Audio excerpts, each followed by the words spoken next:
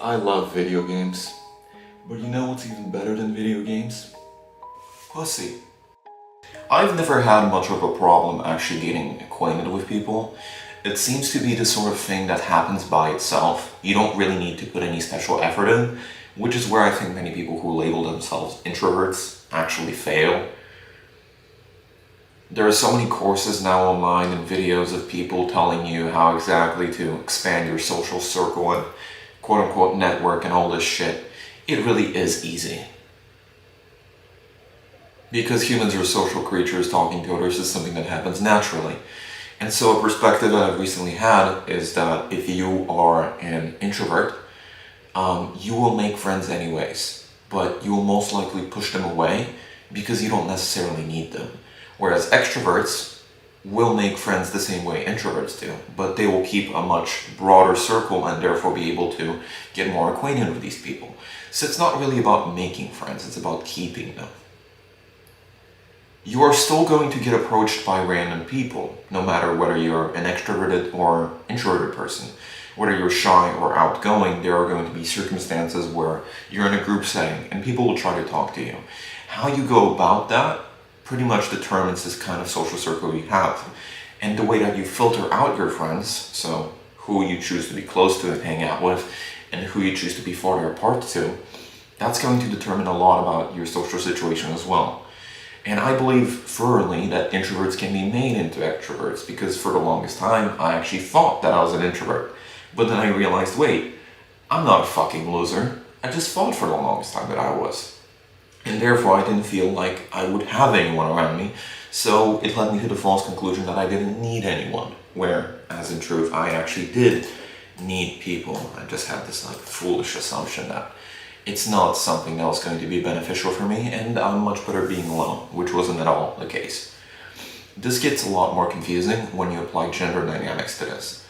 I've talked a lot about modernity in previous videos and how much I despise it. Now, when I say modernity, a lot of people get the wrong idea. They think that I despise all technology. That clearly isn't the case. If you're familiar with the branches of continental philosophy and the results that they had, there was a group of people a couple hundred years ago called the Luddites. So they were farmers. And when the Industrial Revolution took place, they started going to cities and destroying machines because those machines were taking them out of their jobs. And for the first time in a couple hundred years, we're actually seeing this with artificial intelligence kicking people out of their jobs because now we no longer need writers, like technical writers, and soon even fiction writers and novelists and non-fiction writers and the sort. We will soon no longer need artists. In a couple of years, we'll no longer need filmmakers and musicians. A lot of this stuff can be done simply with artificial intelligence, and it's the people that program these artificial intelligence compacts that will determine the future of our society. So we're going through a second industrial revolution right now, in the sense that this process is happening all over again.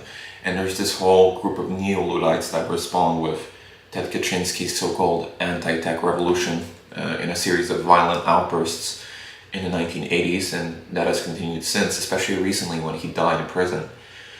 A lot of people on the internet have assimilated those beliefs and have been going forward with this whole anti-tech thing.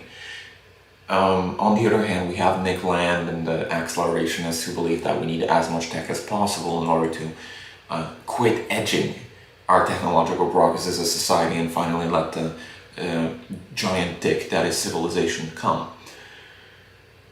I'm neither of those people. I don't believe in either extreme.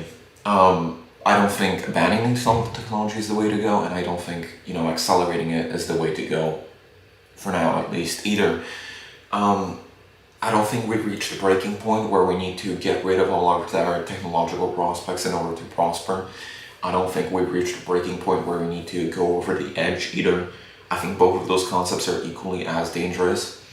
And I believe in treading a fine line, which is what I see most people believing in. Most people will acknowledge that there's some technological progress that has been bad for society, and a whole lot of it has been good. But when I talk about modernity in a bad way, I don't mean that modern technology, things like cameras, which I'm filming this with, and iPhones and computers, which I obviously have in front of me, a laptop right now. I'm not saying that those things are necessarily bad. When I refer to modernity being harmful, I mean more of the impact that those changes have had on social interaction because we've been unadjusted to it, right? So, because 20 years ago, when our parents, the youngest of our parents, assuming your parents had you when when they were like 20 years ago, when our parents were teenagers, and I'm referring to Gen Z specifically, so I'm talking to you right now, there was nothing like social media technology. Nothing similar to what we have right now, maybe AOL Messenger, and barely anyone used that. There was not widespread internet access 20 years ago in 2004. We didn't have the sort of issues that we deal with on a daily basis now back then. And surprisingly, I was alive back then, so maybe I remember a little bit. Though I doubt it, I was like an infant. And my earliest memories are now gone from that period. My earliest memories are actually from like 2007, I think. That's so interesting to think about, that was ages ago. But without interrupting myself from getting into the specifics, life has really changed in those few decades, and the world that we inhabit is so much different than our parents. So whereas in the olden times, your parents or your grandparents could tell you exactly what to do in life and how to succeed, now even the closest generation to us, our parents, can't tell us, because our world is so radically different from theirs in every single respect. And our grandparents, it's not even close. I mean, I keep thinking about the fact that my great-grandfather was an officer. He was a major in World War I. My great-grandfather, we think of World War I as something that happened ages ago. That was my grandfather's dad. My grandfather died in the 80s, so he died before I was even born, but his dad died in the 1930s, and he was like an officer in the army in World War I. And correct me if I'm wrong, but I think one of the founding fathers of the United States, what is it? Let me look it up. Andrew Jackson, right? Who's Andrew Jackson? He was a president of the United States, so he was not one of the founders, but he was an early statesman. His grandson is still alive. That's how young this country is, the United States of America, where I'm filming right now. That's how young our society is. And we don't even take a moment to consider that the speed at which technology develops is accelerating, and it's scary, because we don't have time to adjust to it socially. It may not be a bad thing by itself, but if we don't adjust to it socially properly, then yeah, it's absolutely a bad thing. And it's bad because people don't have time to get adjusted to it. And when we take in gender dynamics to that, like when we add the fact that men and women have never communicated this way before, we have this huge divide that is now being exploited by companies. And it's creating, as a result, like a whole new generation of lonely men, which is what I wanted to make the video about. We spread out into different topics like the Industrial Revolution and what happened before it, the different ways that societies adapt as technology develops.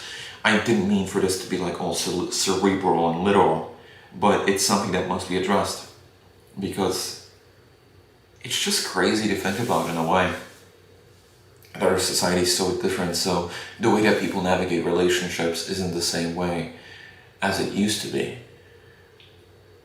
And the fact that something as simple as socializing with other people has turned from being in person to our screens over the course of our lives, and particularly the COVID-19 pandemic, I think that has accelerated the amount of lonely men that there are in society.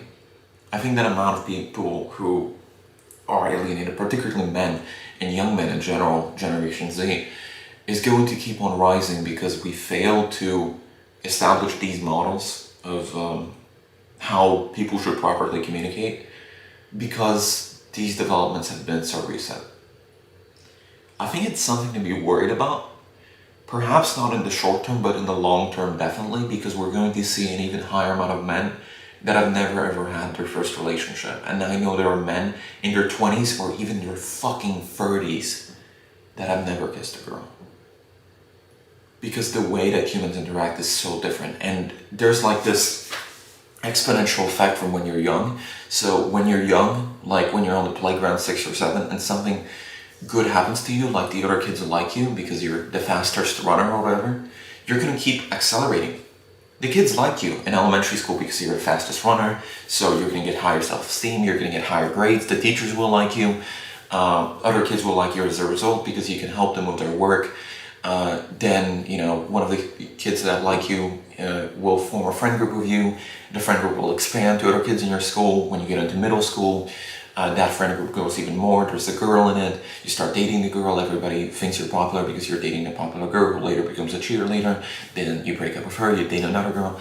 It's this upwards spiral. Then you join a football team. Then you go to a good college. It accelerates simply because of that one small event that caused this butterfly effect. Whereas if that one small effect or anything similar never happened to you when you were a kid, you're just going to be on the bottom of the barrel and you're going to stay that way your entire life because you have zero experience. You don't know how to talk to people. And when we have all these iPad babies in Generation Alpha, those people that have never learned to communicate socially in person, the chances of that event occurring are even smaller.